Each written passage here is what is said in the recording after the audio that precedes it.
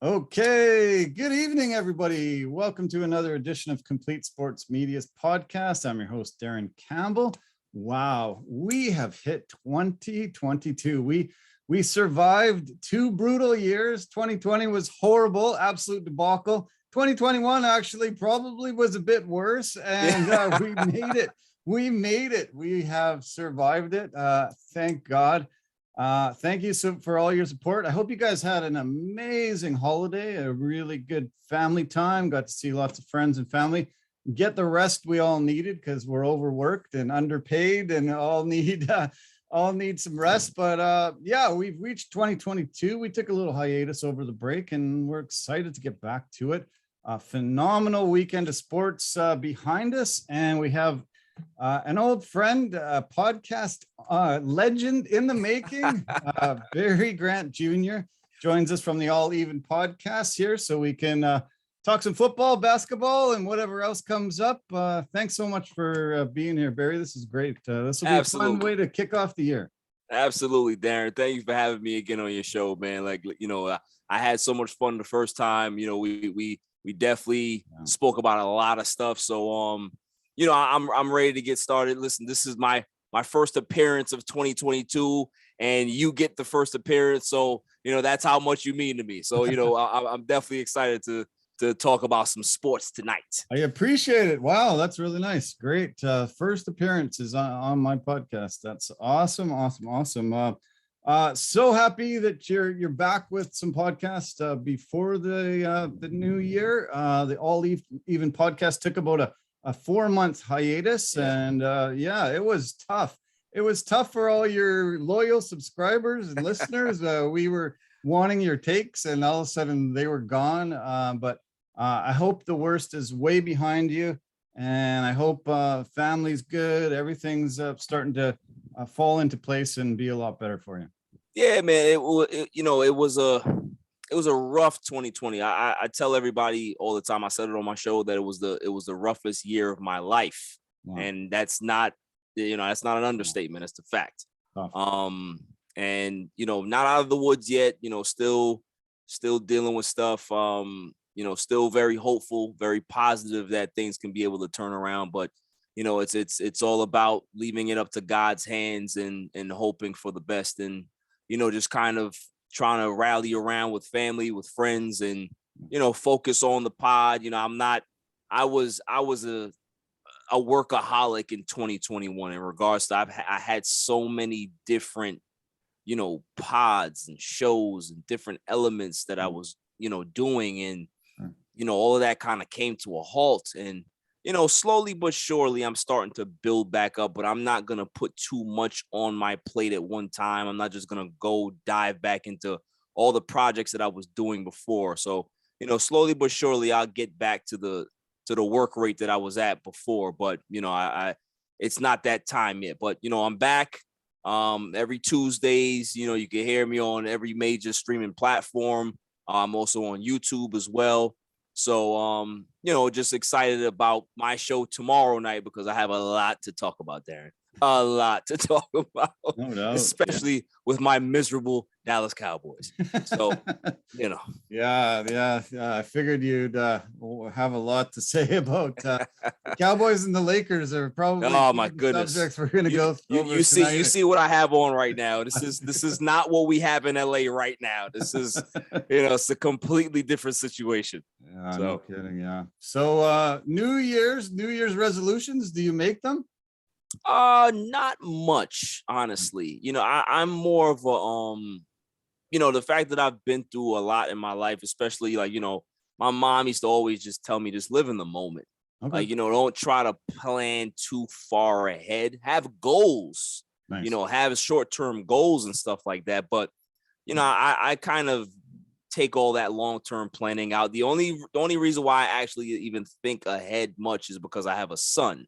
So, you have to try to set things up for the future. But even still, I want him to live in a moment. I want, my girlfriend to live in a moment. I want everybody to be able to live in the moment because we always project ahead. Like, it's just natural for us as human beings to just project instead of just, paying attention to what you're actually doing now. No. Like, you know what I mean? Somebody's always saying, oh my goodness, I can't wait to, in a couple of years, I'll be in a better situation in my job. But how about just appreciating where you're at now? Appreciate the journey to get to that spot, because, you got to crawl before you walk. So you have to appreciate every step, even the struggles, the bad times. It all leads to your success at the end of the day. So, that's kind of how I look at it. My girlfriend, she's pretty much into the wishes, and she does those things, and I let her do it, but I'm not really much into it. So I see. Yeah. Cool. Well, I haven't set resolutions much, but I've just said that I'm going to view this as the best year of my life. Yeah. 2022 is, I'm going to seize the day every day. Right. I want to grow this podcast. I want to grow our network, our websites. I want to spend a lot more time with my family and my friends that I've missed a lot for the last couple of years. Right. I want to do some traveling. I really want to have fun with my life. I do want to live in the moment. I don't think enough people just appreciate where they are in life. Yeah. Like you say. And I think that, everybody's like wanting this, wanting that, and working towards getting this. But, I think being grateful and having a lot of gratitude about what you already have. Right off the top, I said, hey, we're alive. We made 2022. There's a lot of families that, have lost people. I have, every time that we reach another year, hey, I want to celebrate that. I want to be like, holy cow. It's hard to keep living, and I'm glad that I want to celebrate that I'm still on this planet, and I've got a lot of great friends, a lot of great family. I've had a lot of amazing moments in my life, and I want more. I'm hungry for more. Right. So yeah, no, I'm with you, man. I agree with everything you just said. It's about, enjoying life. Like, a lot of people just go through the motions, and they don't really enjoy life because they're always, there's nothing wrong with wanting better for yourself, but you also just got to be appreciative of what you have, because there's so many people that don't have that level of, comfort or success in their lives, and whatever you've created or established for yourself in that moment, just appreciate it. Of course, you want to, be better, but just appreciate what you have. Yeah. Awesome. And we're on the same page there. Okay. Well, we entered week 17. There was, I can't believe how fast the NFL season's flown by. We entered with only 6 teams having clinched. So there was 8 positions left to be decided on, 18 teams vying for those 8 positions. The craziest NFL season, in my opinion. The most upsets, I agree. You just had no idea how to predict week to week what was going to happen. It's the longest NFL season we're ever going to have, but just an insane NFL year with just it was just so topsy-turvy and crazy. Yeah, no, definitely. I called it the year of parity, because like you said, we've never seen so many top teams lose and lose badly. Yeah. We almost saw the Bucks on Sunday lose to the Jets. And who was the hero? I mean, I don't want to call him a no-name receiver, but he's a guy that nobody really knows. And, the great Tom Brady found him, got him into the end zone, and that was the ball game. But, there's so many twists and turns. You had the Chiefs, they lost to the Bengals in a shootout. It was a great game, but there's so much. Any team can really lose on any given Sunday. That's what it feels like right now. Like, that's been a term in football for years, decades, but it really feels like that now. Any given Sunday. Yeah, totally. I don't think that was an actual real terminology until this year, where I feel sorry for a lot of people in the betting world, because I don't know. I think you would have just lost your shirt this year. Yeah. How would you have ever predicted some of the craziest upsets we've seen?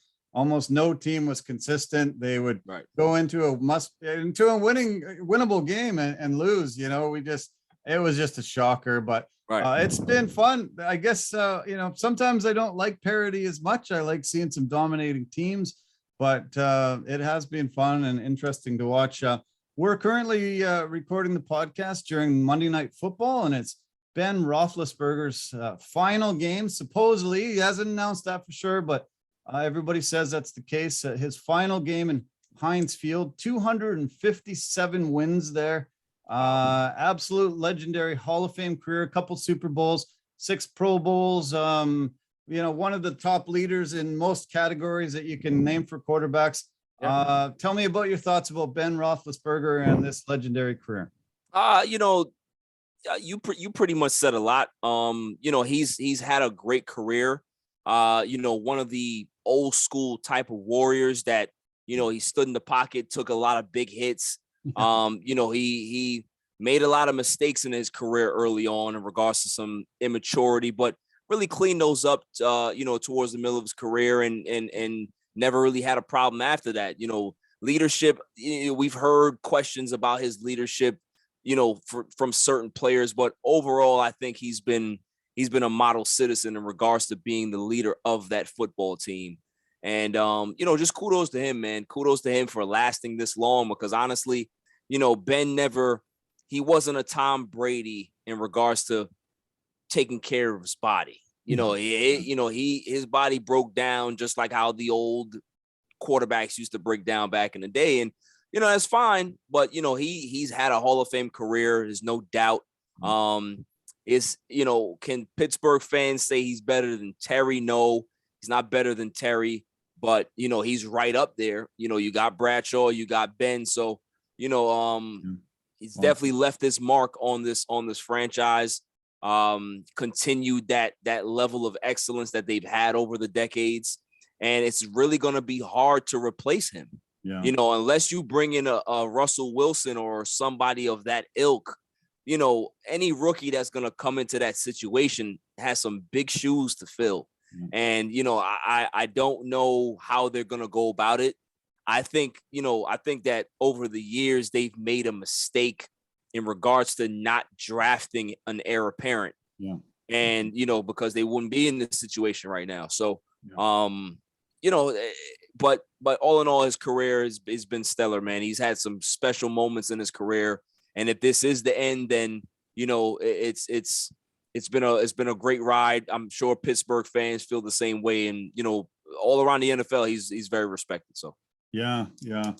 I just enjoy when, it's coming to an end and, there's a guy that has had this much success, a 19-year career, all the tributes that we've seen, all the great moments. I saw a countdown today where he threw 6 touchdown passes back-to-back weeks.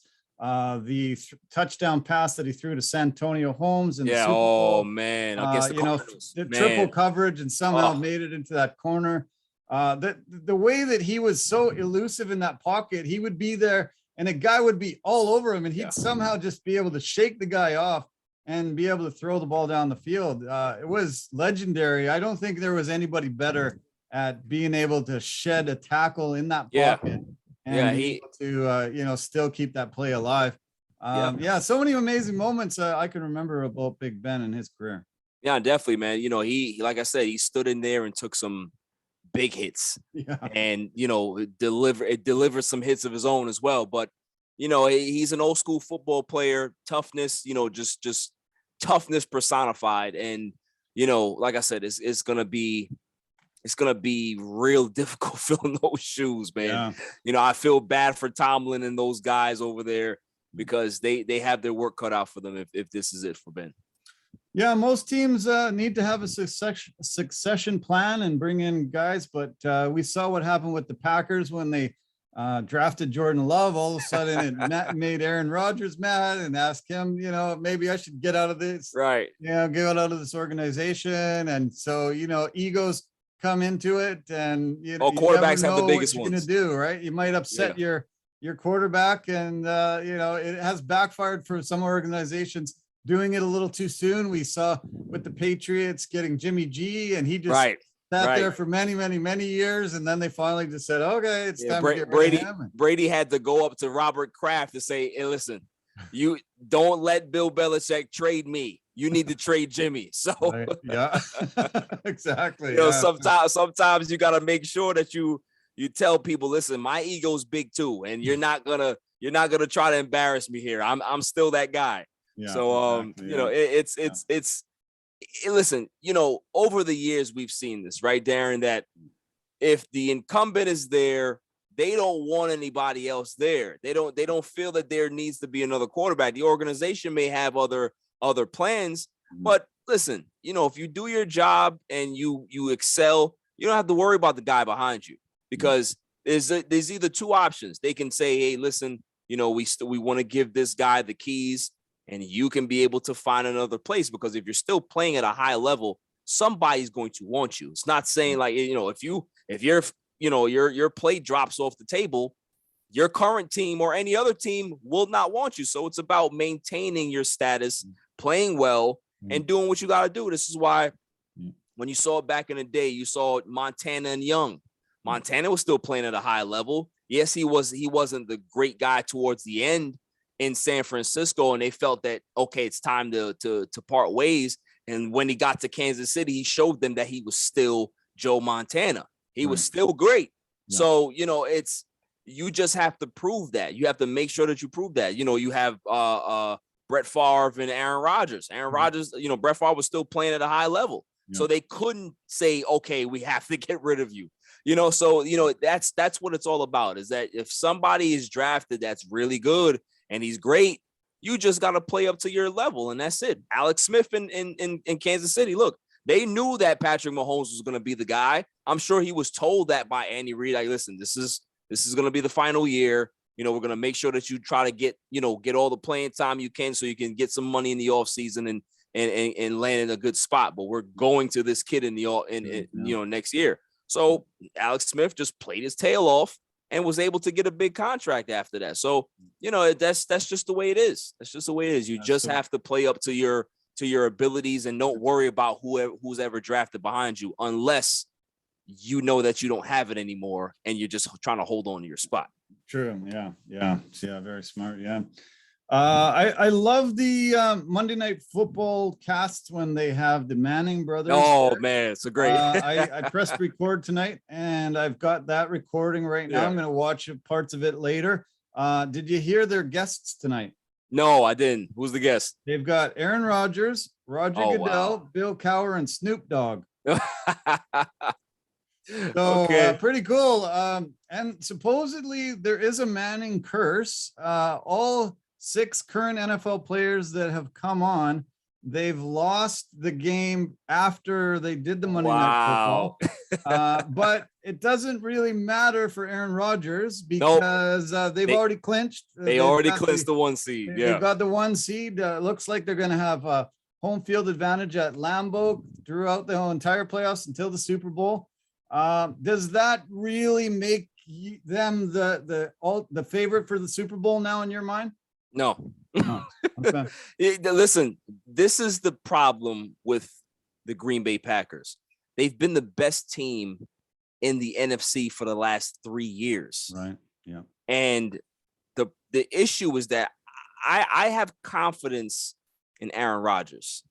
Matt LaFleur, though, not too sure, because he made some questionable decisions in that Tampa Bay game in the NFC Championship last season. Right. And has he learned from those? We won't know until the playoffs, until there's a situation where it calls for him to actually do his job and do some coaching and some clock management. We'll see what happens. But also, too, you got to put some of this on Aaron Rodgers. I'm one of the biggest Aaron Rodgers fans out there, Darren. Yeah. But we have to be honest. The guy's 1-4 in NFC Championship games for a reason. Right. You can't always blame the defense for not showing up. There's been a lot of those championship games where Aaron Rodgers wasn't too good. Yeah. So there's a lot to prove for the entire organization. The coach needs to prove that they can be able to get to the Super Bowl. Aaron Rodgers needs to prove that he can be able to get to the Super Bowl, and the front office needs to be able to be confident that whatever they're doing is the right way. And if they don't get to the Super Bowl, then maybe something has to change. I'm not saying that they have to completely blow up the roster, but something has to change that's not allowing them to be able to get to that next level. Oh, I have an idea, Darren. Okay. Here's my idea for the Green Bay Packers, and I'm being sarcastic.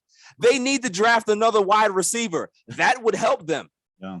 The fact that you only have one, if that wide receiver is double and triple team, which most of the time he is, at least have somebody else on the outside that's competent. That's why, I was hoping that they would have got Odell, but they didn't have the money to sign him, or they lowballed him on purpose. We see what Odell's doing with the Rams. Yeah. So maybe that was a mistake, but we'll see. We'll see. But there's a lot of question marks about Green Bay. And the only way they're going to be able to answer those question marks is if they actually win an NFC Championship game. Yeah.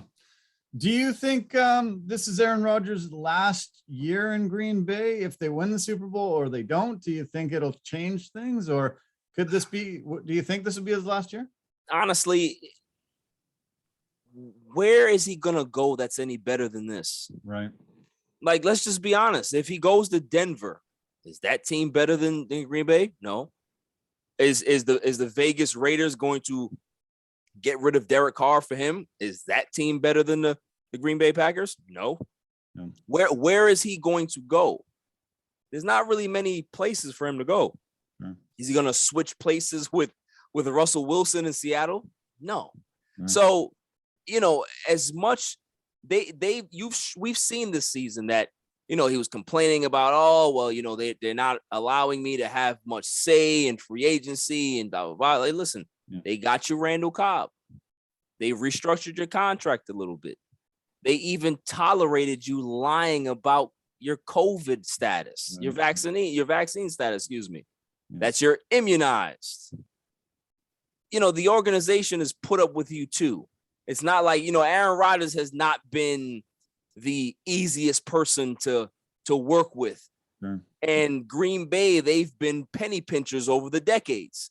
So they both need each other. You know what I mean? It's a nice marriage. Yes, Aaron Rodgers is a Cali kid, but he's made a home in Green Bay. I just don't see anywhere else that's viable. Is he gonna go to Chicago? No, they just drafted Justin Fields. So when you look at the destinations and the places that he can go to, there's not many attractive places that are left. So, it just makes sense for him to just stay in Green Bay, retire there. And listen, if he ends up winning another Super Bowl, which is very possible, that it doesn't get much better than that.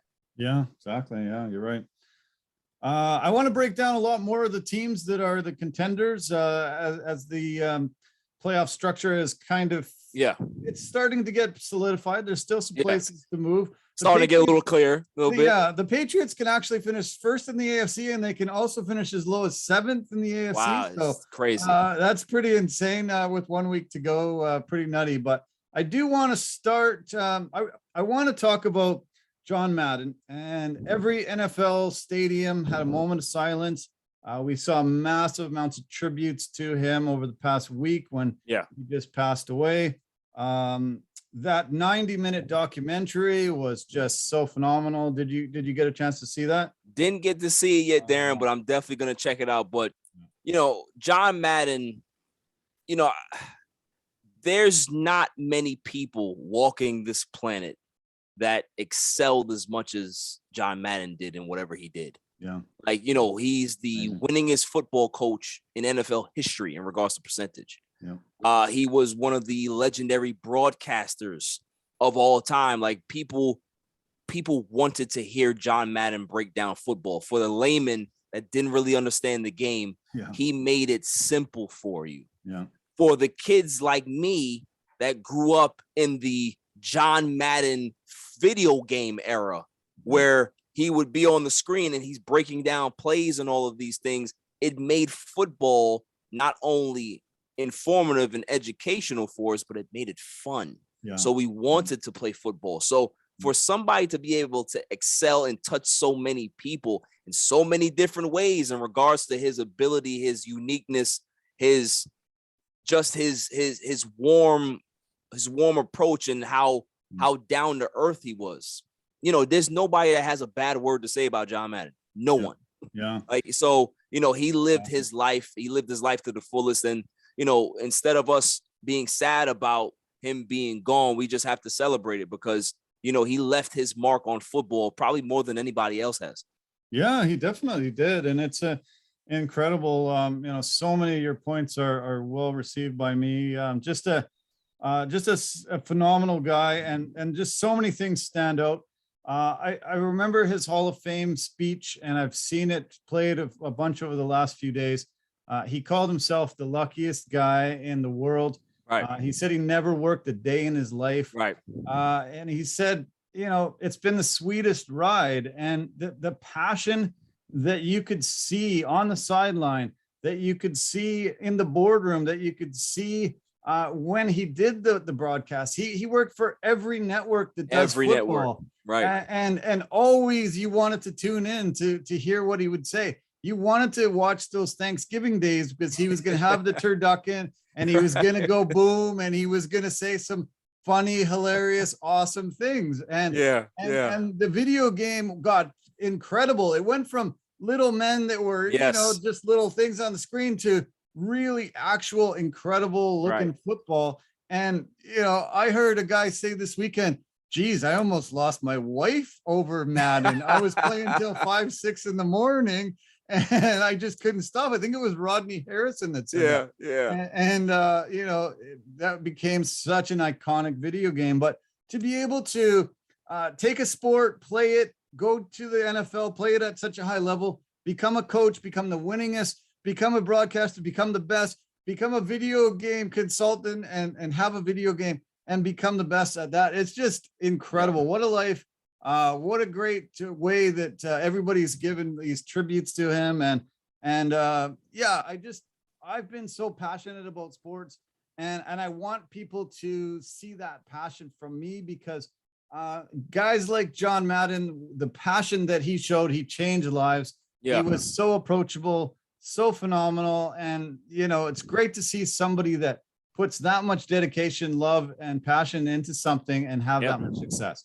Yeah, man. Yeah, you hit the nail on the head. Like, he's the GOAT. Like, that's the way I look at it, man. Like, there's so many great people that are in sports, and he's one of them. Like, he's at the very top of, like, Mount Rushmores of just influential sports people. You know what I mean? Not just football, like just sports in general. You know what I mean? Like, everybody knows who John Madden is. I loved also that he had a fear of flying, because he had to get onto a bus. He had to drive. He stopped at diners. He stopped at little places all along. He wasn't one of those guys that came in on their jet, went to a private security area, didn't talk to anybody. He, came back and did the same thing back to the next town. He was going and meeting the people, actually having conversations, sitting down and talking football with football fans and people around the world. I think that was cool. I'm so glad that he had a fear of flying, because it just made him that much greater. Listen, my favorite, one of my fondest memories of John Madden is watching Little Giants when he got off his bus and he was helping with plays. Like, that's just, little cameos like that. That's just what made him great. He was just so personable. He was just an average Joe that, like you said, was the luckiest man on planet Earth, because he never worked. Everything was just a blessing for him. It was just fun. And he showed that. Like, a lot of people, they tell you that they're having fun. They tell you that, they're trying to live their best life, but you don't really see the enthusiasm. Right. This guy looked like he had fun, and had fun all the time. Yeah, exactly. You're right. Yeah. It's such a blessing to be able to watch sports and watch people have fun at it. It's supposed to be a game. It's not supposed to be a business. It's supposed to be a game that we fall in love with and love. And I still have that love for it.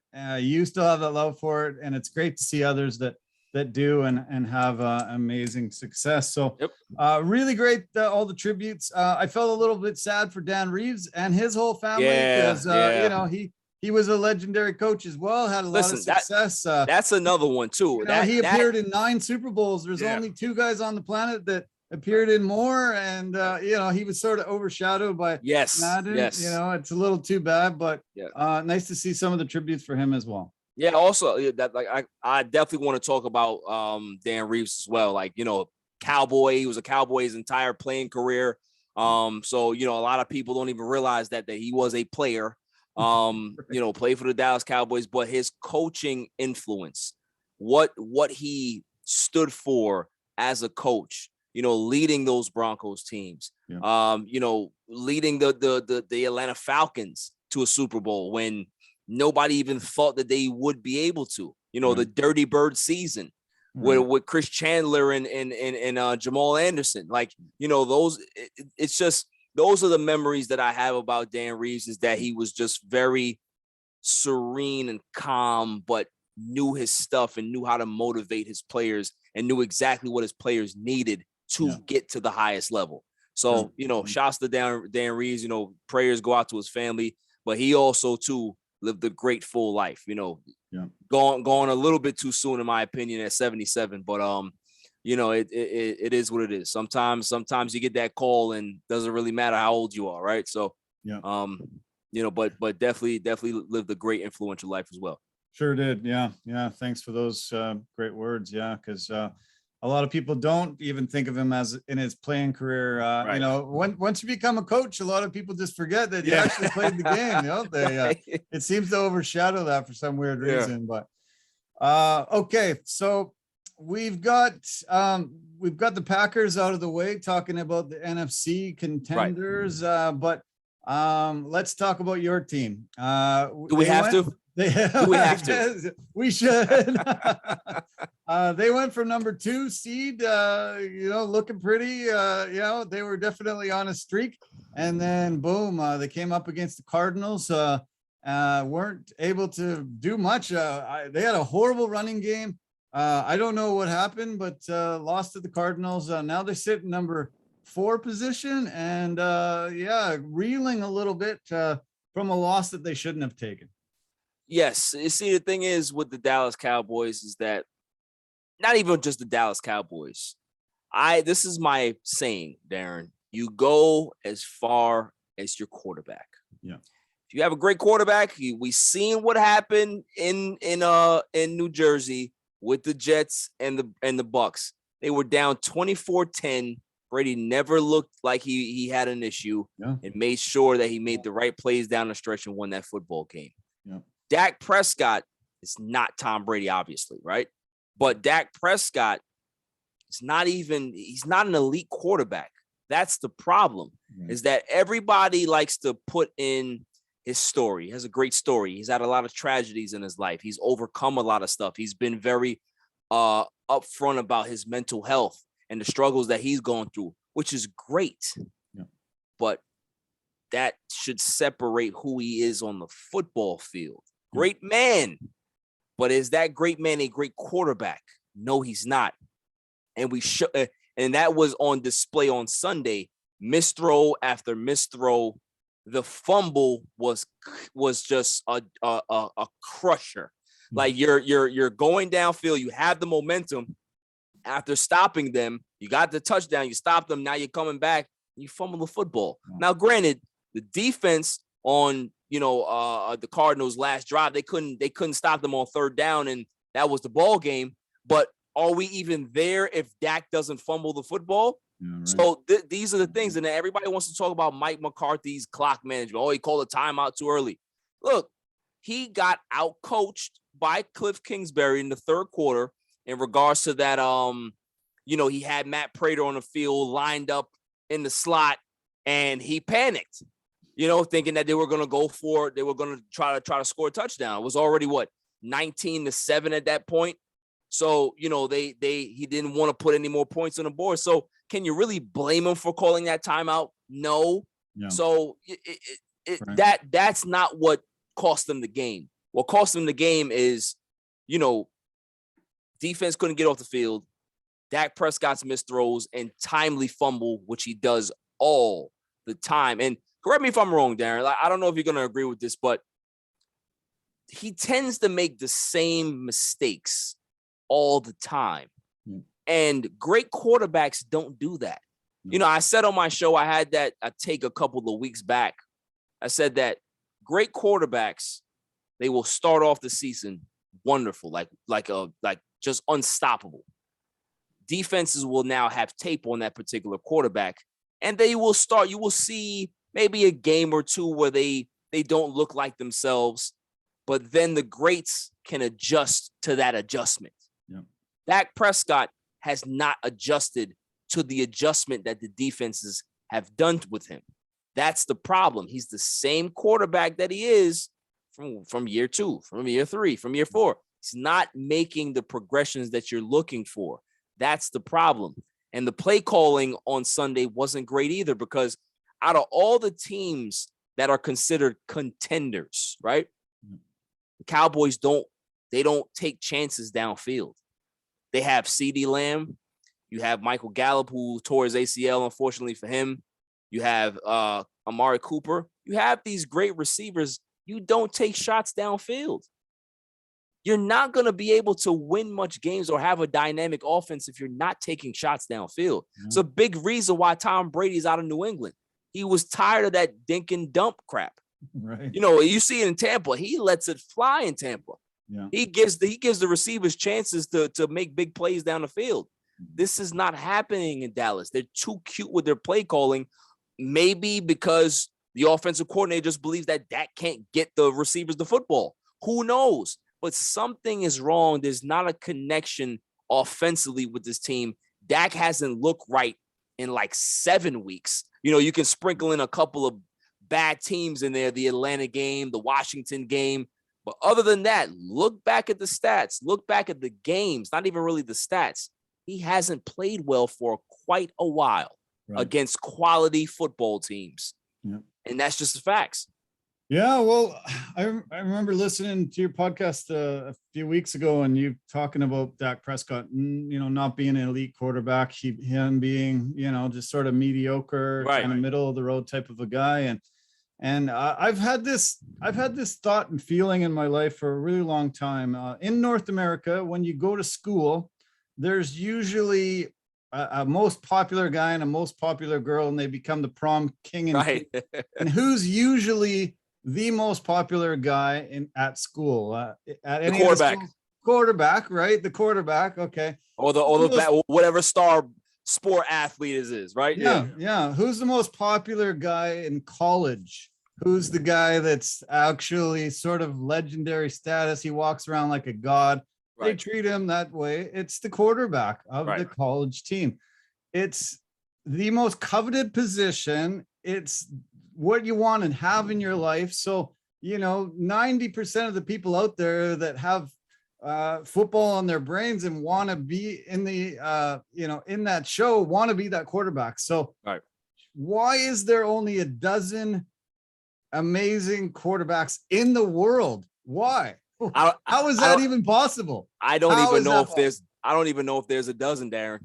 I wouldn't even go that far. Wow. I think that there's only maybe 5, maybe. Wow. Yeah.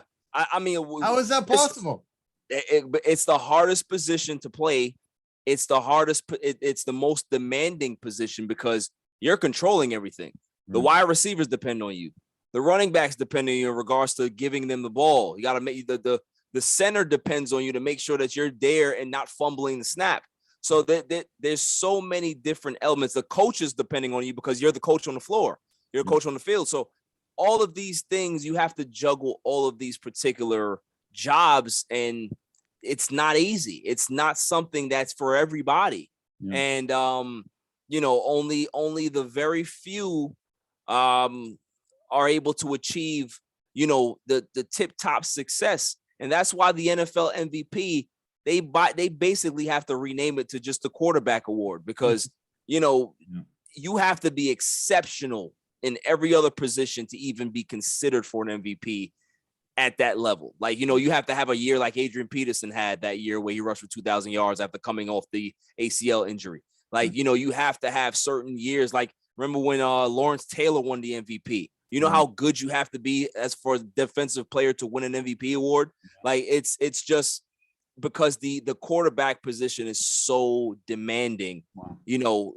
This is why the award, the MVP just automatically goes to the best quarterback in the league. Yeah. So when you said that there's a dozen, like I said, I think that there's like 4 or 5, man. Like there's tiers here.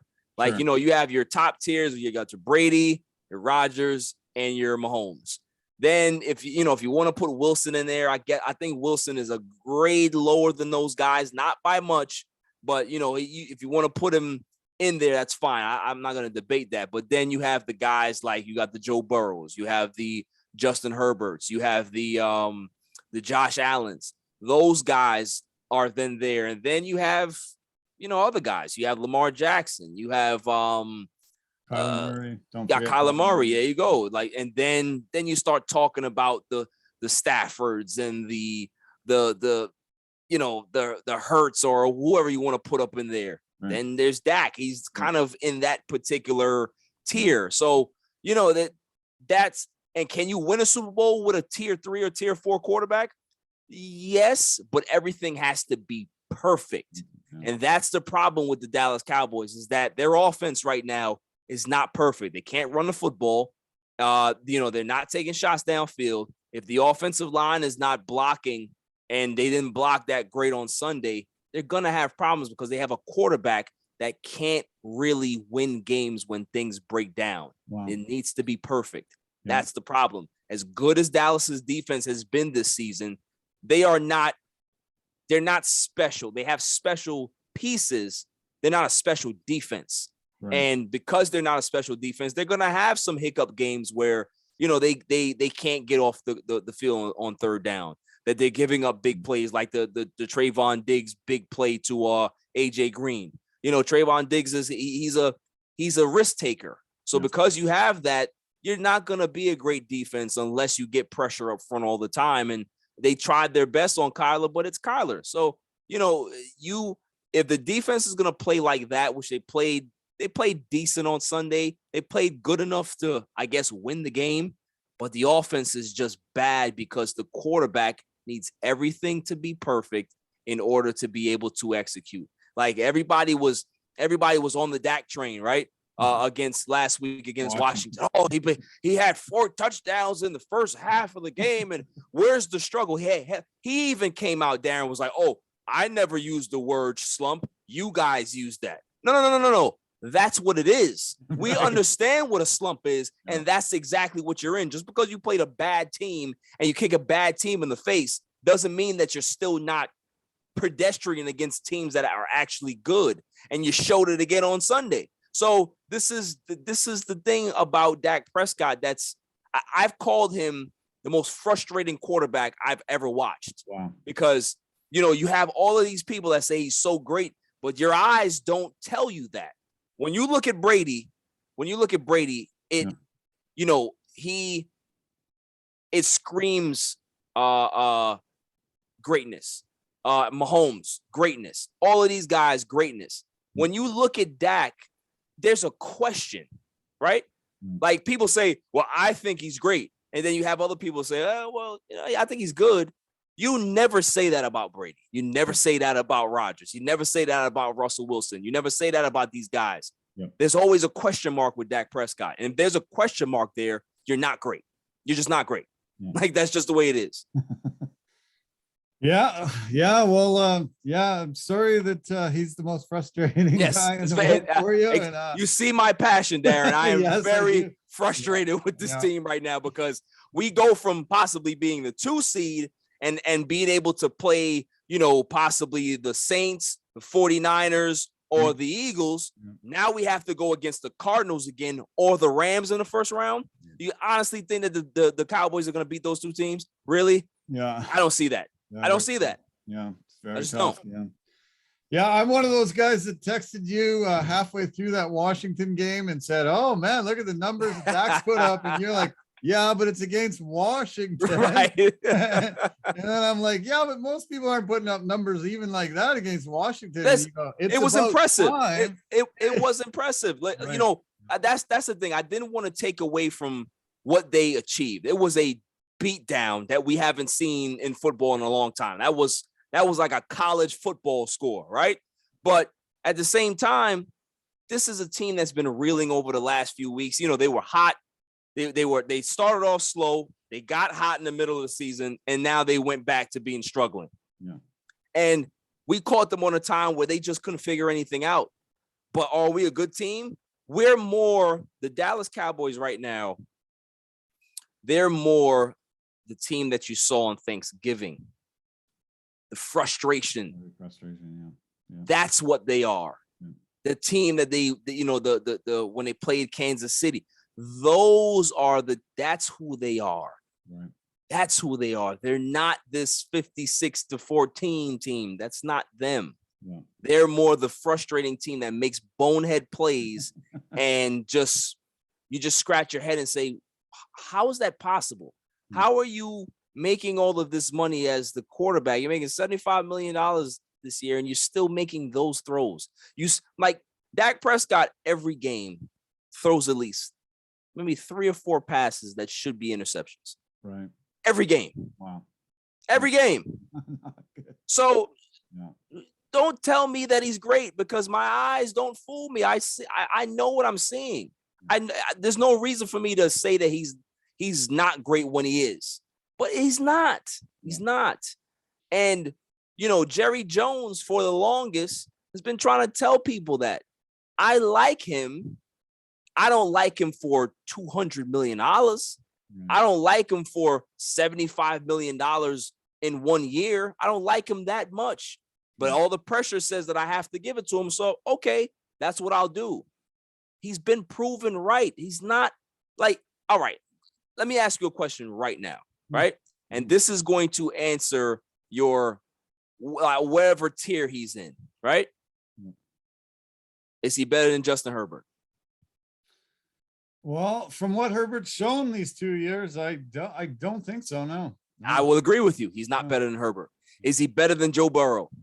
Well, Burrow looks to be one of the biggest, most incredible acquisitions. So no, right? No. Is he better than Josh Allen? No.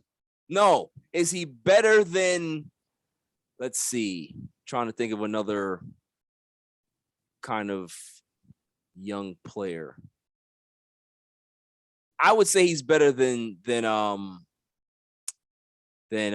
Jackson, Lamar Jackson, but Lamar Jackson is not a quarterback to me. Right. You know, Dak Prescott is more in that realm of Derek Carr. It's more in that realm of Kirk Cousins. Yeah. That's you know, he's good. He can win you games, but is he a Super Bowl quarterback? You know what I mean? Like, I would even say that he's actually maybe just like a couple of grades higher than Baker Mayfield. Right. Wow. That's how I look at him. Wow. Baker Mayfield needs things to be perfect. Dak Prescott is 29-0 when they run the ball more than they throw. If you're an elite quarterback, that's not a stat that comes to your that's at your door. Right. It's not. Yeah. Yeah. It's not. Yeah. Good stat. Yeah. Wow. 29-0. Yeah. I don't think he wants most people to hear that when he goes into the contract negotiations. Exactly. Exactly. If I'm Jerry, that's exactly what I'm bringing to the next negotiation. Well, you know, when we run the ball more than we pass it, we're undefeated. So we just need you to throw it about 15 times. We don't need you to do much. You know, so that's the thing. It's, you know, you can't be elite doing that. You just can't. You really can't. And the numbers don't lie. Your eyes don't lie. And the Dallas Cowboys struggles don't lie. Yeah. Quarterback. Okay, well, we'll get off a frustrating topic. Yes. And we'll talk about some of the other contenders. Okay, the NFC number 2 seed hasn't been solidified yet. Even that division is still up in the air between the Rams and the Cards. Yeah. I know that you think Cliff Kingsbury is the Mike D'Antoni of football. But are the Cardinals or the Rams going to win this division? And who's going to be the winner of this division and take that 2 seed? You know what's funny about both teams, Darren, is that both teams have question marks. Yeah. Both teams, you know, the Cardinals, they're banged up. Their number 1 receiver, DeAndre Hopkins, is out for the year. Yeah. And losing that type of guy, that's crushing. to any other team. Massive. They have other guys there that can contribute, so they're going to have to pull together because they have a very talented bunch. Kyler Murray is as talented as you're going to get in this league in regards to just raw talent at the quarterback position. Yeah. Their defense flies around. Chandler Jones is one of the best pass rushers in the last 7 years. So, they have a lot, but they also have some deficiencies. Their head coach, as much as people want to say that Cliff Kingsbury is a young, great offensive mind, Cliff Kingsbury he didn't have a winning record at Texas Tech. And, his team's right. His teams tend to fall off the table in the second half of the seasons. You look at his records everywhere he is. It's remarkable the difference between how they start and how they finish. And it's just funny to me, going back to Dallas a little bit here, then we'll move off of them. He outcoached Mike McCarthy. Right. Yeah. Just shows you how bad Mike McCarthy is. So it's just comical to me. So they have a lot of stuff that they have to really clean up. Their running game, James Conner's had a really good year. He's had a bounce back year. Can he stay healthy enough to give them any quality work come playoff time? I don't know, because it's health with that guy. It's not about skill. It's about if he's available. So that's them. The Rams on the other side, they have different issues. Their running game is okay. Cooper Kupp is arguably probably the best wide receiver in the league. I still have Devontae Adams as number one. But statistically, he's having a monster historical season. You got OBJ on the other side. You have Van Jefferson. You have Tyler Higbee. They have a great offense, decent offensive line. But what's going on right now is that the quarterback struggle.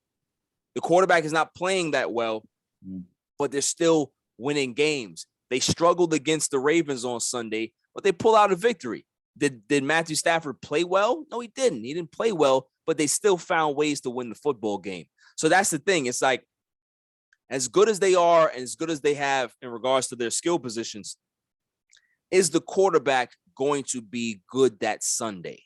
Yeah. Is he going to cost you the football game? Because we've seen Matthew Stafford have 4 interception games. We've seen him just look completely horrible. So that's going to be the question mark. If he can play at a high level, he's going to take the Rams with him. So they're going to go as far as he goes, honestly. Yeah. Yeah. Well, the Rams face the Niners and the Cards host the Seahawks. Seahawks have had a terrible year, but I'm sure they would love to spoil the party. Right. I think the Rams are going to pull it off. I think because of the acquisitions they've made this year, they obviously upgraded with Matthew Stafford going in as quarterback, but they got OBJ, who was highly coveted, even though he had a down, time in Cleveland. Right, and Von Miller was a big acquisition. Right. Von Miller was huge to bring in. Aaron Donald is an absolute beast. And, I love watching that team's defense because of that guy. Right. I think the Rams probably have the inside track. I'm with you. I didn't think the Cards were actually this year going to be as good as they were coming out of the gate. I didn't think they'd win the first 10 games. I didn't think they would have this, incredible resurgence. I thought they were still a year or two away from, joining that upper echelon. So I wasn't surprised when they went into a bit of a tailspin, especially with Kyler Murray hurt, DeAndre Hopkins hurt, Connor hurt. They've had their struggles with injuries. And, I don't think that any of those guys were ready to be that elite team. So I think it's the Rams. What about the defending champion Bucks? Tom Brady, you can't count that guy out ever. They were able to bring back all 22 starters. And no Super Bowl team has really done that in this era. Absolutely had the inside track to be that team back there. But they had a massive blow 2 weeks ago with Godwin going out for the season, and this week with Antonio Brown having another meltdown. One of those legendary, crazy moments that Antonio Brown has been kind of famous for. Does this really, really, really hurt the Bucks' chances of repeating as champs? Yeah, the Antonio Brown thing Does it hurt them in regards to the immediate? Yes, but they should have never signed him in the first place. Right. The biggest problem with the Bucs has been the issues that they've had all season. Injuries. Yeah. Their entire team is just destroyed and just marred with injuries. If Tom Brady pulls this off, he is the greatest of all time in regards to sport. I don't care whatever sport you want to put out there. I'm putting Tom Brady up there because this is the most daunting challenge that he has.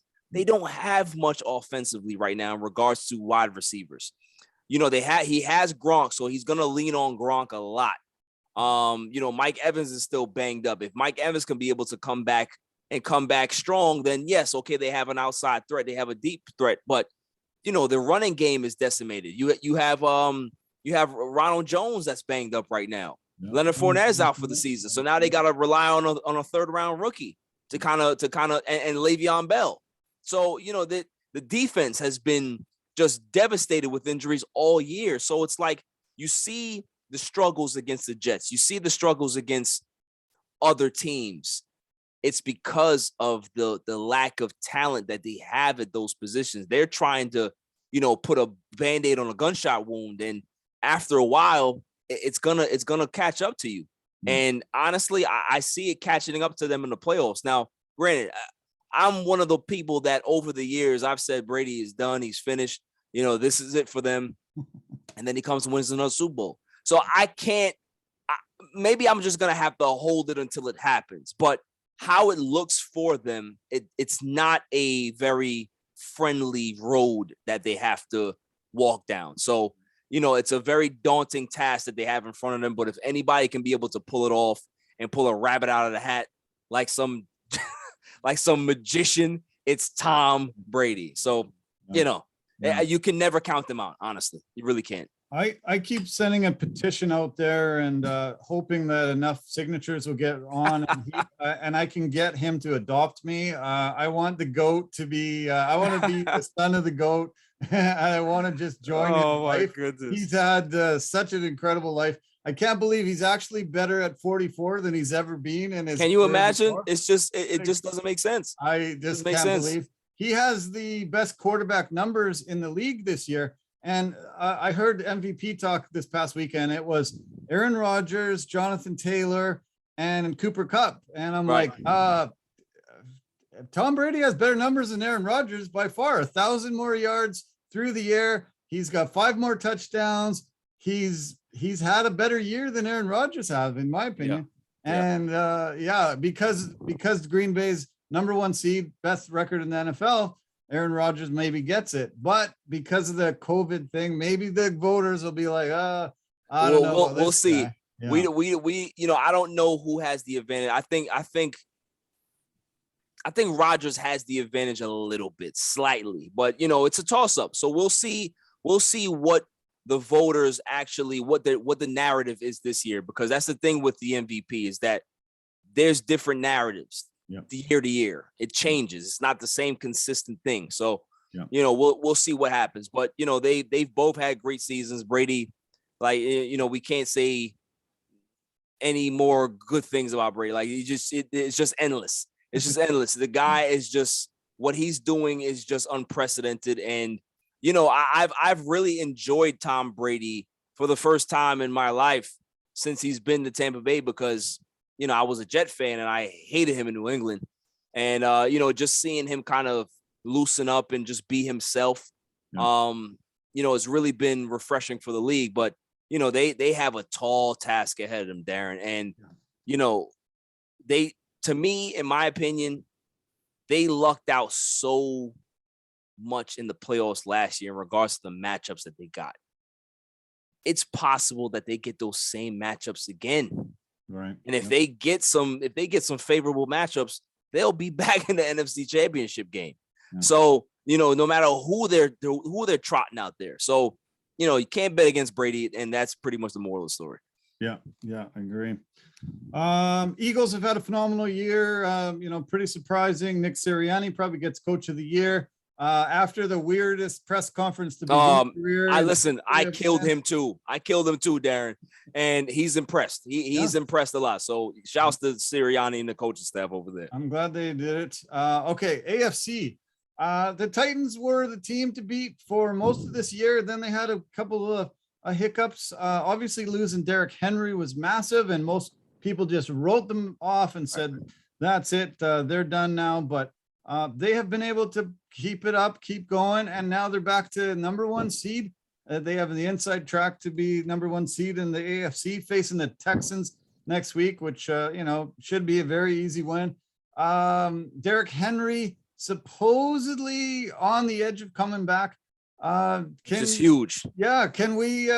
If Henry comes back, can we call them the class of the AFC? No, no. The only reason is because can we really trust Tannehill in the playoffs? Right. Like that's where it comes down to. Because listen, Mike Vrabel is probably the best coach in the NFL that nobody talks about. Right. He is so good, nice. And he's had this organization on the cusp of greatness, and he's getting back his Bulldog soon. And little thing happened, in his absence, is that they found another running back that is actually pretty good. And he was a guy that got drafted that was supposed to get the keys in Houston, but it never worked out in Deonta Foreman. So, do you have to force feed Derrick Henry when he comes back, or can you have a 1-2 punch that can keep Henry fresh? Yeah. And then be able to use him in the fourth quarter when that defense is worn down, because you know how Henry is. He keeps beating on you until the defense just cracks and he's launching out for a 75-yard run. Yeah. So, they have the ability to control the games in the playoffs, but does Tannehill have the ability to make the throws necessary to continue drives? Because you can't just run the ball 50 times. You have to make throws to continue to sustain your drives. And, they got A.J. Brown back. He's dealt with injuries the entire season. Julio Jones has been, just a caution tape all year. So, they have the pieces. Their defense is pretty good, but it's all about Tannehill. Can he make those throws? Can he protect the football? Can he not turn the football over and give his team a chance? So, that's the biggest thing for me with Tennessee. Yeah. Well, Tannehill is the big question mark. Hopefully he just stays out of everyone's way, makes his 15, 20 throws and, gets it to AJ Brown as much as possible. They have been, a big surprise in a lot of ways, but it's a smart attack. And, Vrabel comes out of that Belichick school and, has been really successful with that running game and, phenomenally after losing Henry, getting Foreman to, carry the rock and doing great himself. It's been impressive, man. Very impressive. Very, very incredibly impressive. Okay. The Chiefs, defending champs, been there the last couple of years, had their really tough start, but won 8 in a row before last Sunday. Phenomenal game, probably the game of the week this past weekend against the Cincinnati Bengals, but lost it. But I think they've still figured out who they are, what they are, and probably the class of the AFC still. Yeah, definitely, man. Listen, their defense has been carrying them over that winning streak. And, just a couple of weeks ago, offense started to click back up. But, their defensive line has been really great. They weren't that great on Sunday. They had some pressure on Burrow, but not enough. But their secondary is what gave the game away. I mean, listen, Jamar Chase had the game that he had, and why weren't they double teaming him? Why weren't they triple teaming him? 266 yards. Like what? He was the only guy that was going to hurt them. What's funny about them though? The funny thing about the Bengals, Darren, is that Jamar is not the only weapon that they have. Right. And T. Higgins can do the same thing to you. You have Tyler Boyd that can do the same thing to you. So you got 3 receivers on the outside there that can do big damage. So yeah, they could have probably double teamed Jamar, but then you're going to give T. Higgins single coverage. I don't know if you want to take that risk. So Burrow, this is why Burrow he wore that shirt before the game. He loves his wide receivers because he has guys where he can be able to just close his eyes and just launch the ball, and they're gonna get it at the point of contact. So that's a luxury to have. And with the Chiefs, going back to the Chiefs, as good as their defensive line is, their secondary is that much worse. They don't have a good secondary. Sorensen is one of the worst secondaries in the league, and they exploited them and exposed their weakness. So if the Chiefs can be able to get pressure up front and cause havoc on the quarterback and force him to kind of speed up his clock, then they can be able to get some bad throws and to get off the field on third down and stuff like that. But if you're going to give a quarterback time as talented as Joe Burrow is with those receivers, the more time you give a quarterback is the more open a wide receiver gets. So this is the problem. And that's the issue that they had on Sunday. But, they lost the game by 3. They were up big. They lost the game. It's not the end of the world. They can be able to retool. But the biggest thing with the Chiefs for me is that they got to find ways to get Tyreek Hill the ball. Yeah. Teams are realizing that if we just keep a guy or two over the top and allow him to get some underneath stuff, we can deal with him getting 10 catches for 80 yards. As long as he's not getting 7 for 190, we're okay. Right. So they got to find ways to get him the football. It's just I love Deebo Samuel because of how they utilize him. It's a guy that can be able to rush the football. They give him the ball in different situations so a defense cannot keep tabs on him. That's what Tyreek Hill was in his first year in the league, and then they kind of went away from that. They got to go back to him being a gadget guy and move him around the field.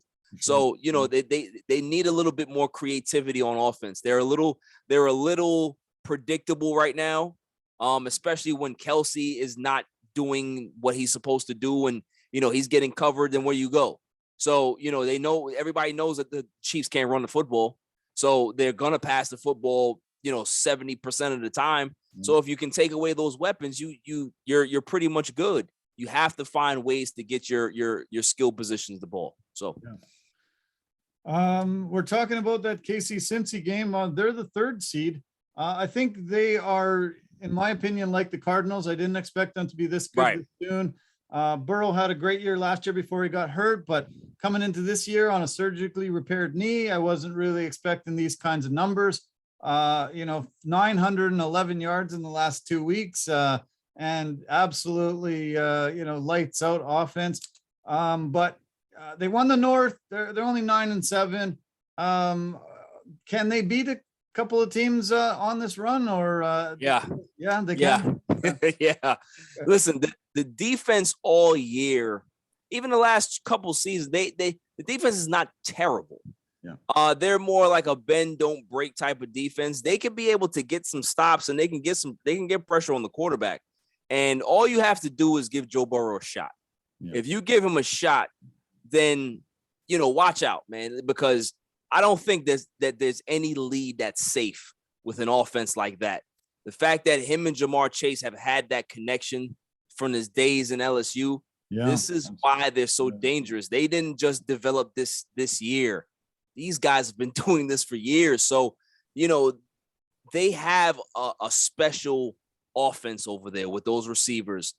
A lot of people don't even give Joe Mixon the credit that he deserves of a great year that he's had rushing the football. Mm-hmm. So kudos to that offensive line for keeping Joe Burrow and Mixon upright and able to be effective. Everybody was criticizing the Bengals that they drafted Jamar Chase and then they didn't take Penei Sewell. Well, looks like they didn't need Penei Sewell because, the offensive line has played really well. So the Bengals, they're a great story. They're fun to watch. They can definitely be able to upset a team. I'm not sure if they can be able to upset 2 teams, but they definitely able to win a playoff game. Absolutely. Yeah. I misspoke. They're 10-6, not 9-7. Sorry about that, Bengals fans, but they've had they have a really exciting offense, and it's amazing to see Joe Burrow come in and do these things. And that LSU combination, that's something that a lot more teams should be doing. trying to get college teammates together because you've got that. Hey, listen, you see that in Miami with Tua and Waddle. They have that there. Tua is just not Burrow. Like that's the problem. Yeah. Waddle is amazing, but he just needs a better quarterback. Yeah. Okay. What about the two teams in the East, the Bills and the Patriots? Looks like they're battling it out. I think Bills have clinched now, but both have. Yeah, they've clinched both playoff spots, but have they clinched? I don't think they've clinched the division title. No. I think it's still up for grabs. Yeah, still up for grabs. So, who do you like more? Who do you think's got the better shot of going farther? Honestly, listen, how can you go against Bill Belichick? If this is playoffs, you're gonna go Bill because Bill knows how to take away your best weapon. Right. And the Bills, they are good. They struggle a lot this season. Yeah. They weren't the same team that they were last year. Very up and down, like you said, there's ebbs and flows of their season. Yeah. But can they get hot? Can they find that defensive aggressiveness that they had last season? It's possible. That's the beauty about the playoffs is that any team can get hot at the right time and kind of ride that wave. We've seen the Giants do it. We've seen Green Bay do it when they won the Super Bowl back in 2010. There's a lot of teams that can be able to ride that wave. The Bucks did it last year. So there's no real clear-cut favorite to me out of any conference. Any team can be able to get hot, get the right matchups, and get to the Super Bowl. So is it possible for the Bills? Absolutely, it's possible for them. Depending on the matchup, depending on if Josh Allen could be able to play mistake-free football. It's definitely possible. For the Patriots, they got a rookie quarterback. I think the world of Michael McCorkle-Jones. That's my guy. What I mean? I like Mac Jones, man. I like his poise, his moxie. He doesn't have the biggest arm, but a lot of greats didn't have the biggest arm. Drew Brees didn't have the biggest arm, and he's second in the league and history and everything. Yeah. So, it's not about the arm strength. It's about where you put the football. It's about your IQ. It's about how you know how to break down defenses and take what they're giving you. And Mac Jones is one of those guys, and he's in the perfect offense to be able to protect him and make him understand, just take what the defense is giving you. So, if the running game can be able to be consistent for New England, they're a little banged up right now. I know Damian Harris is going through some injuries, but they have Ramondre Stevenson. That kid is good. So if they're able to continue to run the ball effectively and not have to rely so much on Mac Jones this year, I think the Patriots can win 2 games and get to a conference championship. I honestly believe so because, like I said, you can't, just like how you can't doubt Brady, you can't doubt Belichick. You really can't. That's true. A lot of people are hoping for a Brady Belichick Super Bowl. Oh, man. How perfect that would be. Yeah. The only thing better than that to me, Darren, would be the Cowboys making Super Bowl, obviously. But that's not going to happen.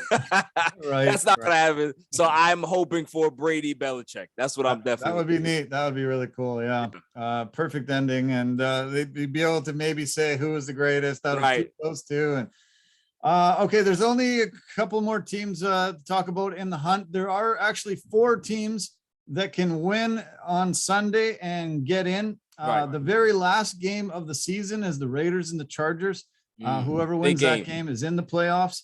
The Chargers have Herbert. They've got an amazing amount of great weapons. They got Bosa on the defense. I think, they're also a team that, people expect a lot of big things from. I think they're still young, but I think they have the inside track, in my opinion, in this game. The Raiders, they're a bit of a dumpster fire, in my opinion. Yes, not a little bit. Not a little bit. They actually had their cornerback get arrested last night. Unbelievable. Nate Hobbs was arrested for DUI last night. That's the 3rd prominent guy that's had to go through this in the past year. They had the John Gruden fiasco that went through there. I don't know.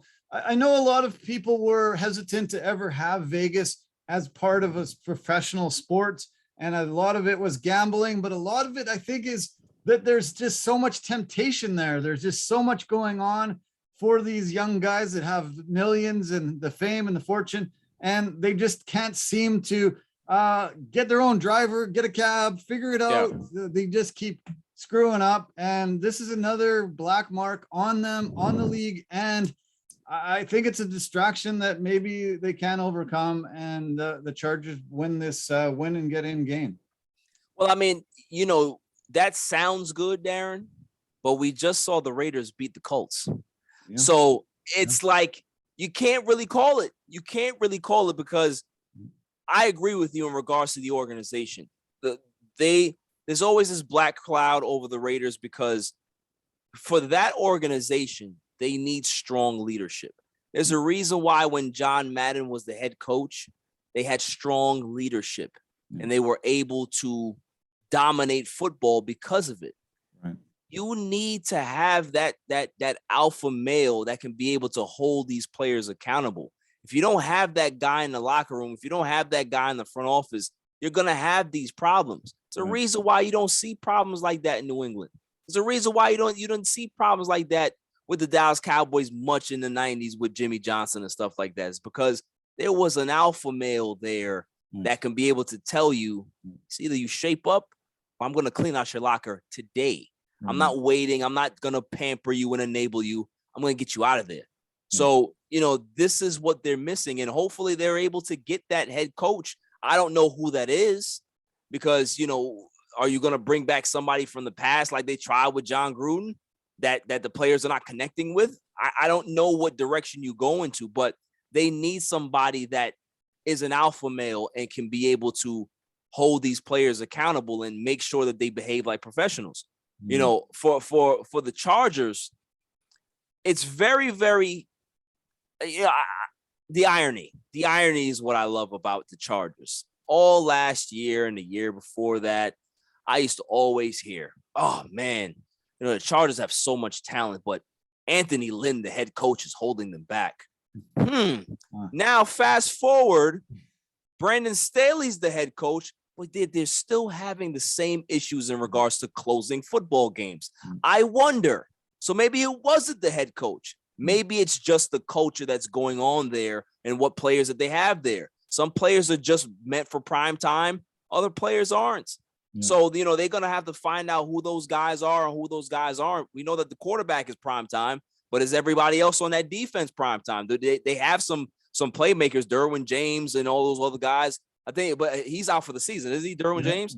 Yeah. But so, you know, that's a big miss right there. So, you know, they have to figure it out. They got to find ways to close football games because they're just too talented to just keep wasting these games away. So, you know, but to me, Darren, honestly, that game's a toss up. I can't say who has the advantage from who doesn't. Yeah, it's a big toss up. You're right. Indy looks like they have the inside track for that sixth position. They faced the Jags, who lost 50-10 this past week. Yeah, I think Jonathan Taylor may run for 300 yards. Yeah, they're definitely got the inside track for that. They lost last week for the first time when Jonathan Taylor ran for 100 yards. Well, quite the shock, but yeah, they should beat the Jags and get that last position. Steelers are winning 13-0 in the third quarter, holding their own, trying to, you know, scratch and claw and keep their Baltimore still in the mix, but Lamar Jackson being out, I don't know, but you mentioned 49ers too on the other side. Yeah. Deebo Samuel, absolute phenomenal talent. They've got Kittle. They've got a lot of good things there. They run the ball really well. Elijah Mitchell is a heck of a talent, man. Yeah. That kid is, he's their running back for the future. He is really, really good. Yeah. And I think he was a 7th round pick. Yeah, so, exactly. Yeah. He's amazing, man. That's why, you know, it doesn't really bode well most times to draft a running back high, because there's so much talent at the running back position come draft time, where you can be able to pick guys off the scrap heap and off the free agent market and just kind of strike gold. Yeah. You know, off the practice squad.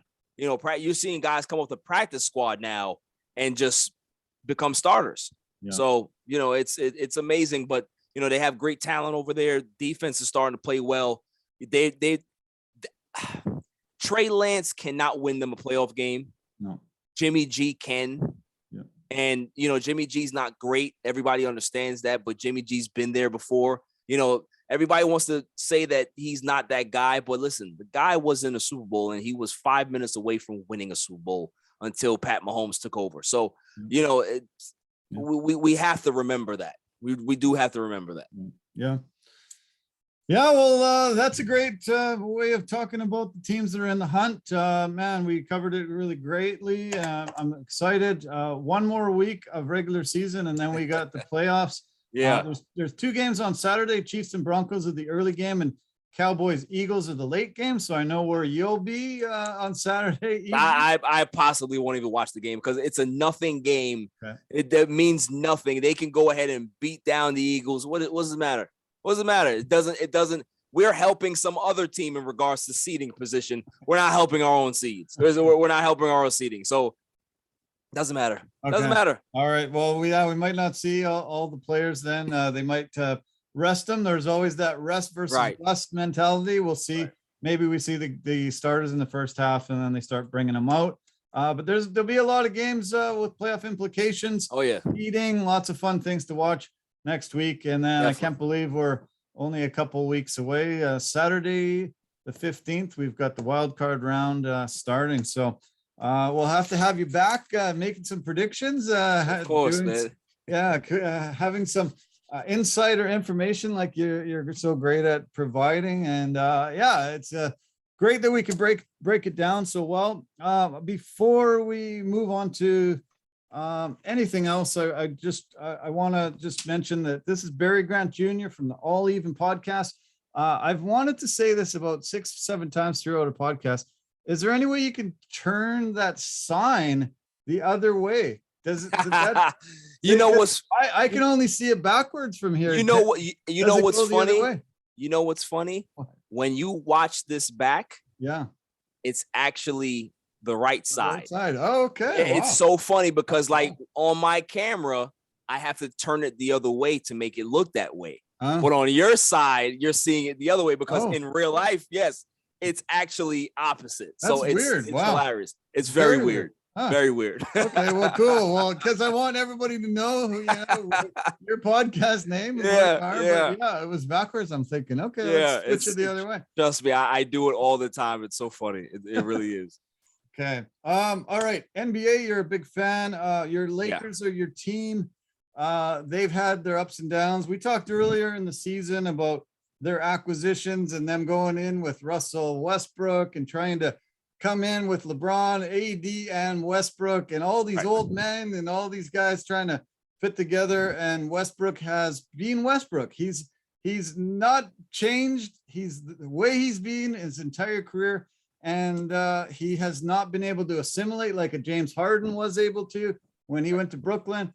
I guess, is Westbrook and Dak Prescott even on your frustration level of guys that you follow and love?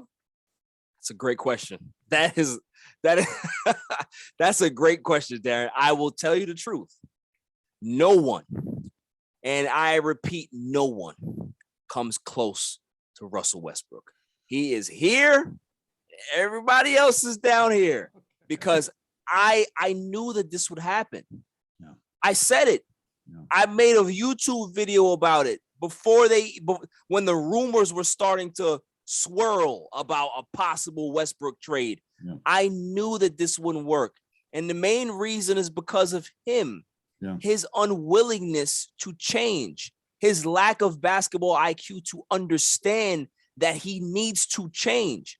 He just had a 9 turnover game last night. Wow.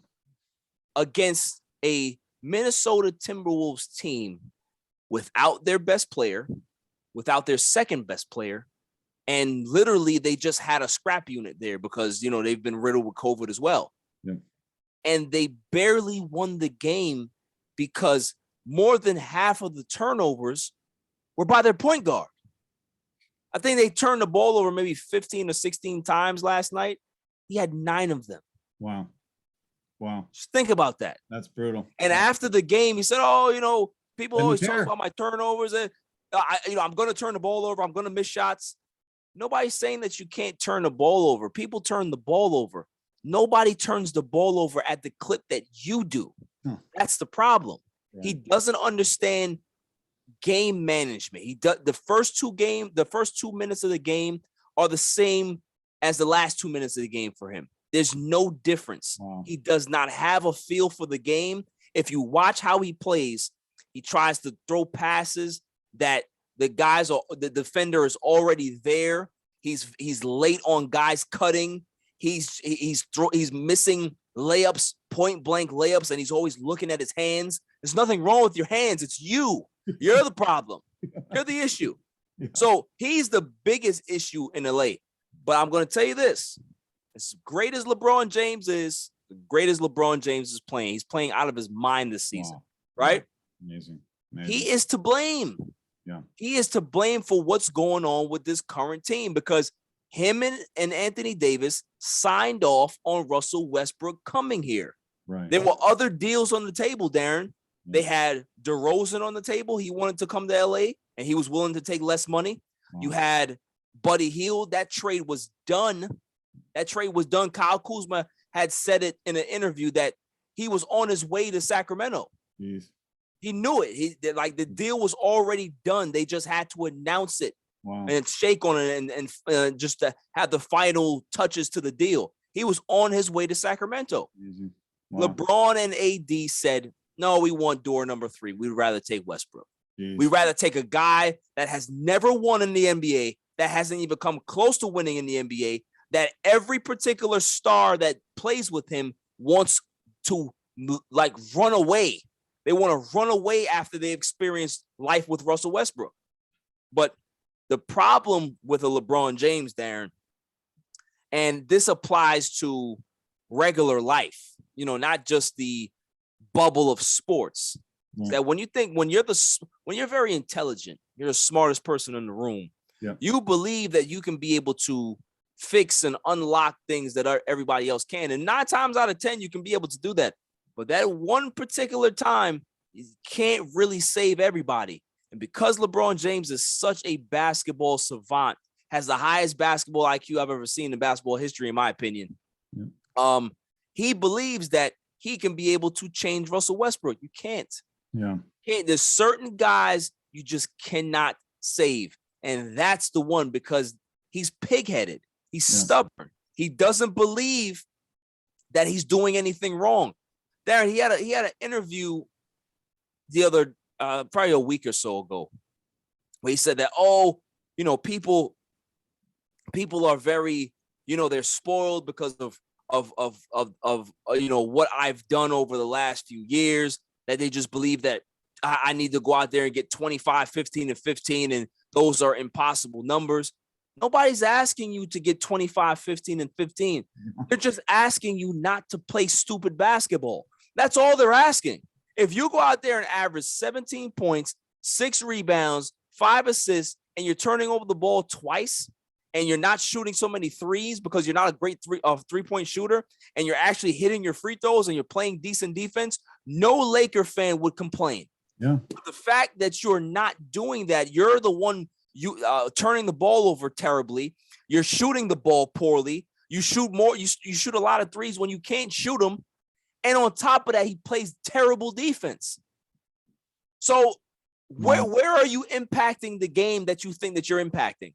Yeah. You're not doing it on the defensive end. Pretty rough. So, and then every team that he's on, you have to do so much to accommodate him. He's like Tim Tebow. When you have Tim Tebow on your team, you had to change up everything, the offense, everything you have to literally get rid of centers to allow him to be able to play. LeBron has to play center. LeBron is playing center for the Lakers right now. Yeah, it's ridiculous. Think about that. Yeah, crazy. And I've said, I'll let you go after this. I know I'm a little long-winded, but I've said that if you remove Westbrook off this team, just this team right now, how it's presently constructed, if you remove him and put LeBron James back to point guard, they're exponentially better than they were yesterday. Yeah. Seriously. Yeah. Unfortunately, the Lakers decided to go into that direction. Rob Pelinka, brought LeBron James into the conversation. And one of the biggest, craziest moves. LeBron in his 19th year is actually probably the best he's ever been, which is unbelievable. Shock. 37 years old. And this latest run, those last 8 games, he has never had an 8-game stretch where he averaged 36 points and 11 rebounds. That's just amazing, incredible. And they're wasting it on trying to fit a square peg in a round hole. And a guy that's not been able to ever prove himself as a winner ever. And you did a lot of descriptions and talked about how stubborn he was, and a lot of examples of his pig-headedness and stubbornness and stuff. And there's another guy just about to make his NBA debut this season on Wednesday. That's I think the similar type of character, similar type of person, one of the most stubborn human beings that I've ever seen in sports. Kyrie Irving is just about to come back on Wednesday. Another team that was picked to be an NBA champion this year with the amazing team that they assembled. And he's really just been so frustrating everywhere he's gone. What do you think about this, him coming back on Wednesday and trying to play road games and make a little bit of a go of it? It shows weakness up by the organization, in my opinion. Just because you're dealing with a myriad of injuries and COVID, everybody's dealing with COVID around the league. Look around the league. Every particular team is decimated by safety protocols. So you're no different. The problem with the Nets that I have is that you took this stance early in the season. Oh, we don't want it to be a distraction. Stay home, blah, blah, blah. But now you tell him to come back. So when does he feel the need to actually change if you're enabling the behavior? Yeah, right. He's not going to. Why? But he has an organization that will be able to bend to his will, so he can be able to take an off day to clear his mind because he doesn't want to play basketball that day. He can be able to just do whatever he wants because the organization will bend to his needs. Yeah. And that's not where you want to be as an organization. The last organization that did that for the wrong player ended up trading that player to the Brooklyn Nets, and his name is James Harden and the Houston Rockets. Right. You don't give certain players the leeway that they don't actually deserve. There's certain players in NBA history that deserve that type of presidential treatment. MJ, LeBron, Steph. If you want to put Steph Curry in that ilk, but you can't give it to everyone. No. And the Nets right now are just enabling the behavior. Listen, he's a great player, great talent, but you're only playing road games. I mean, what's going to happen in the playoffs when you have home court advantage?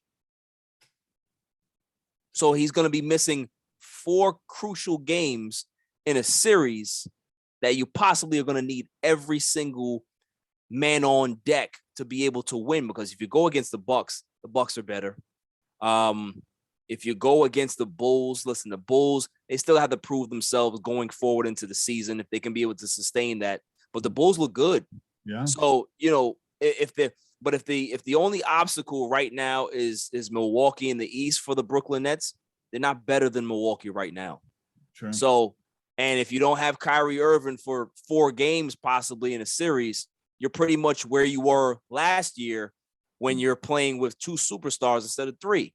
So, it's just, I'm going to watch him. Obviously he's a great talent, but I'm not looking forward to the fawning over Kyrie Irving. No. I don't particularly like it. I think the Nets just kind of went backwards in my opinion. Yeah, you're right. Yeah. They shouldn't have changed their stance for sure. That was that was the wrong thing to do. And he has he has no consequences for his actions. And yeah, he's proven to be a very selfish player. LeBron James, thought he could also, go there and do lots of things with them. They did win a championship, but then, Kyrie said, no, I'm out of here, and split. Yep. And, LeBron should have learned his lesson there. Didn't. And now he's dealing with it with Westbrook. You mentioned DeMar almost went to LA. I can't even imagine.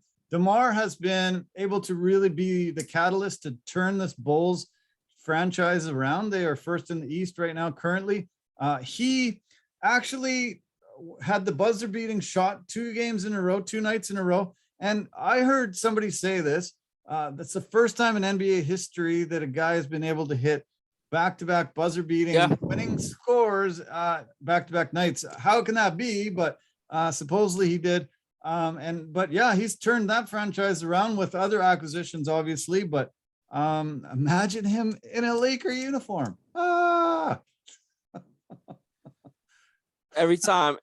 I remember the game that they played against the Bulls, and DeRozan lit them up for 17 points in the fourth quarter. And the entire game, Darren, I was on the verge of tears, because I'm just like, we could have had this man for literally nothing. Yeah. The Spurs would have probably took Kyle Kuzma, and that was it. Like they just would have had him for nothing. Yeah. And now you're seeing how good he is, how great of a mid-range shooter he is. Like, there's only a few guys in the league that have a great mid-range game the way DeRozan does. You got Durant. Can you name another one? Chris Paul, maybe. Chris Paul. Yeah. But his mid-range game is phenomenal. And can you imagine that mid-range game partner with a LeBron James, partner with an Anthony Davis, and the fact that he can make plays? He's a playmaking forward and guard. He's not a guy that he can average 6-7 assists a game. Plays decent defense. He's not a great 3-point shooter, but you don't need it. Just what he's bringing right now to the Bulls is just great leadership. They have a great young team over there with Vukovic and Levine and Ball.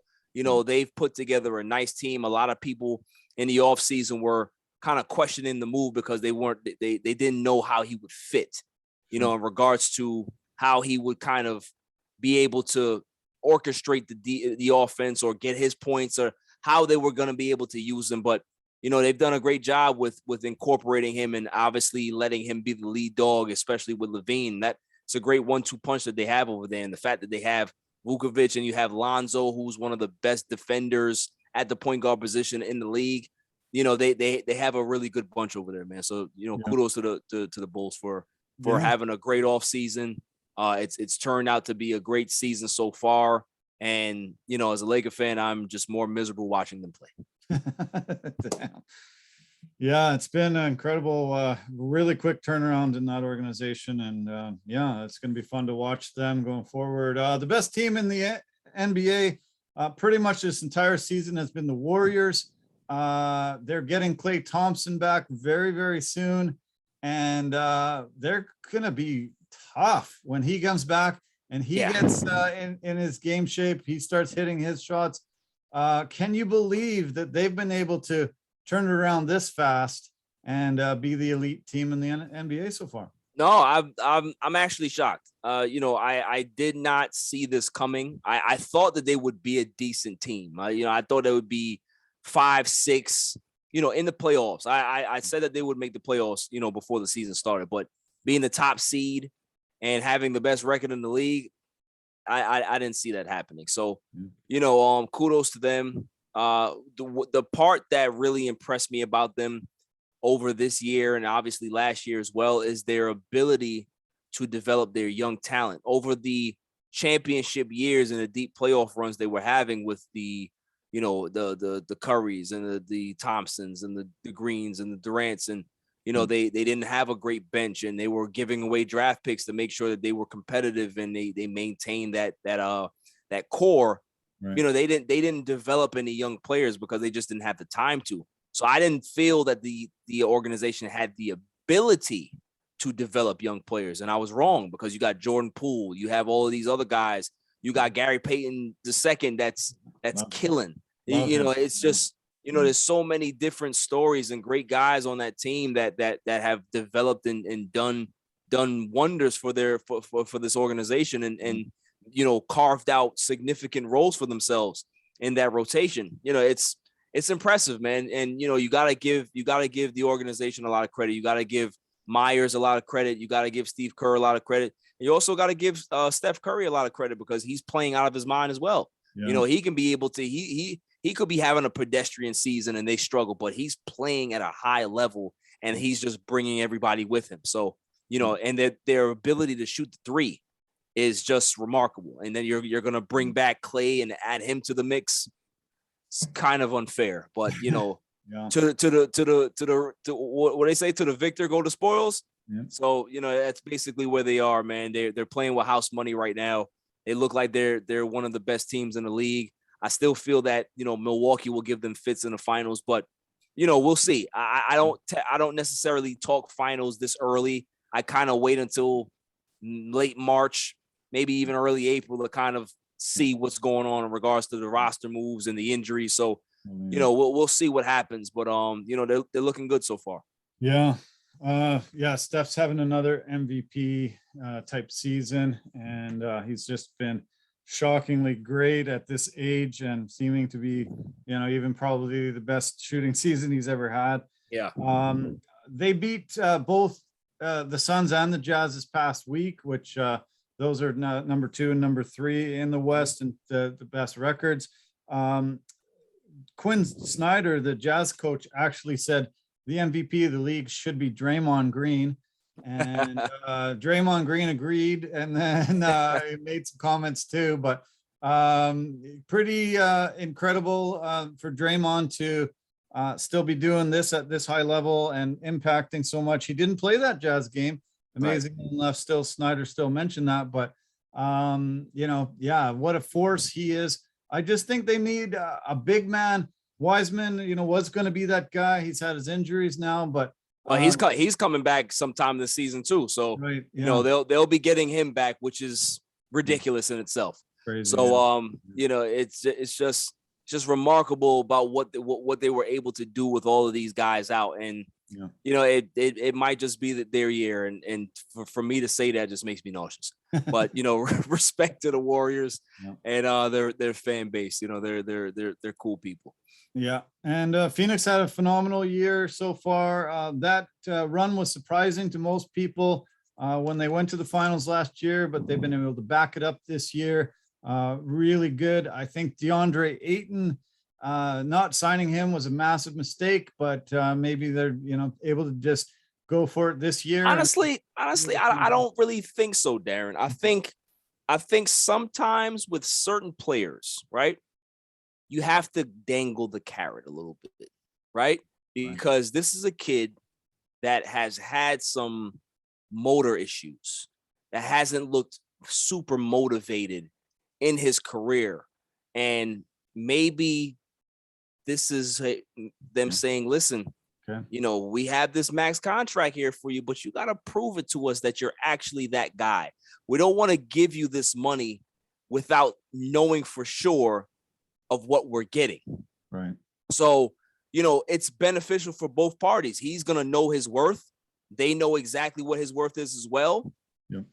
And it'll work out in the end. So, you know, it's one of the few times where those things actually happen. Like, you know, when it could kind of come together where player plays at a high level, the team is waiting to give them that max contract, and it kind of just it's that perfect synergy. So, cool. You know, it's worked out for them. You know, sometimes you got to do that with certain players, man, because certain guys, when you give them that money, you know, they kind of just mail it in. Anthony Davis. Did I say that? Did I say that out loud? Right. So, you know, it's just, it's one of those things. So, you know, it's definitely worked out for them well. Yeah. Nice. Well, yeah, that's all the NBA I have for now. We are sitting at about 10 minutes to go in the fourth quarter for the Monday Nighter. 13-7. The Steelers are up. How's Baker playing? Not too good. Not too good. Yeah. I wonder if they're still blaming Odell Beckham for his struggles. Yeah, that's a good one. That's funny. Yeah, no.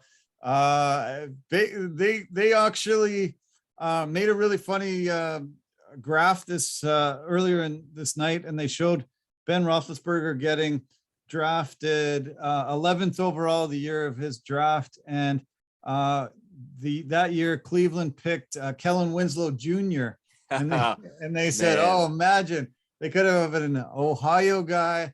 They could have went there. He could have played 19 seasons, brought him to some Super Bowls, got him the respect he needed, and look how many quarterbacks they've gone through there." And, well, that's the thing too, brutal. Right? It's always revisionist history. It's fun to do, but let's be honest. Say let's just play that hypothetical card, right? Right. They draft him. He's an Ohio guy. Draft him to Cleveland.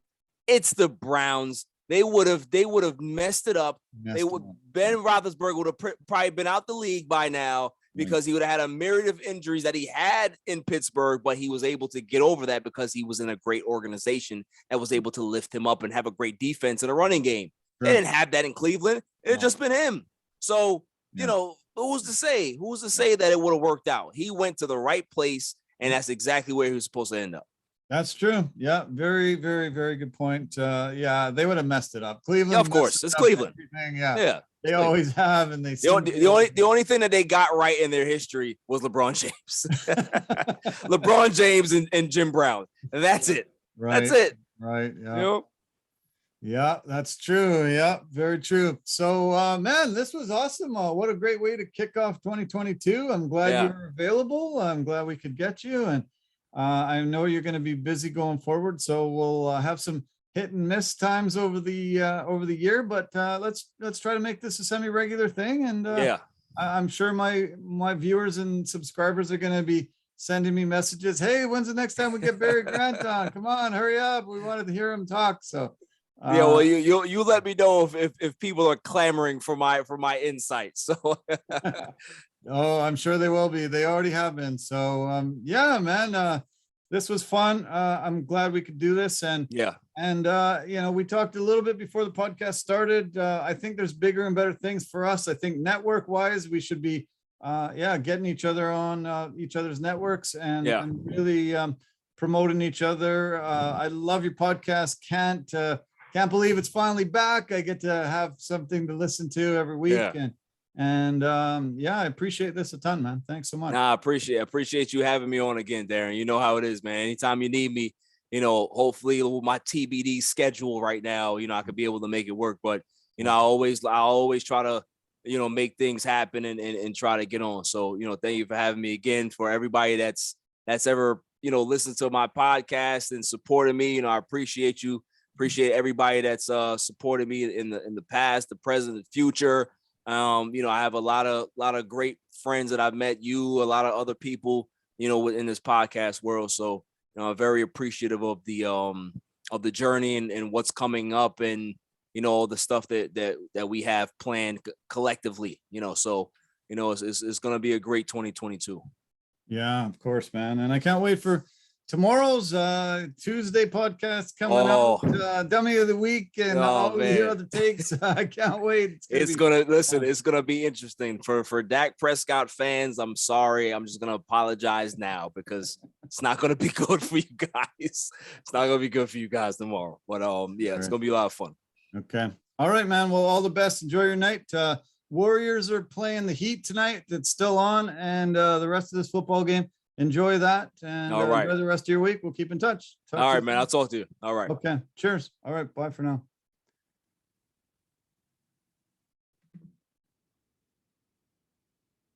Hey, we didn't want to forget our partners and sponsors. We want to thank them for their continuing support. Anchor.fm, the easiest place to make a podcast if you want to do what Barry and I just did. Go to anchor.fm. Really phenomenal, great at posting on multiple podcast platforms for us. It is the best. It's definitely where I recommend anybody that wants to do this. Verbero, the hockey equipment and apparel company.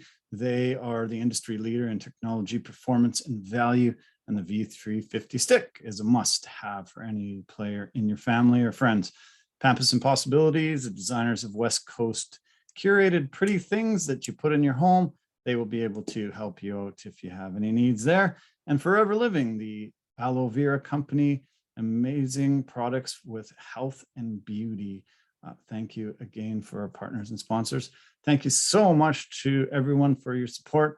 I hope you're happy that 2021 is in the rearview mirror. 2022 is ahead.